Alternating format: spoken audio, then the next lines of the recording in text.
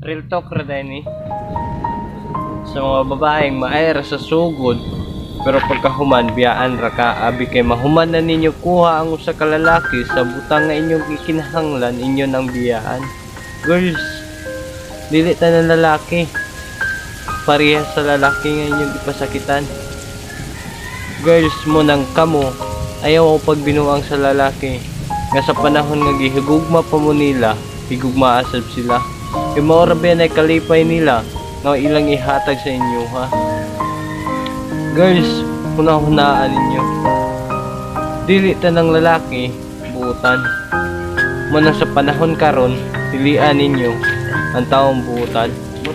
Pareha na mo.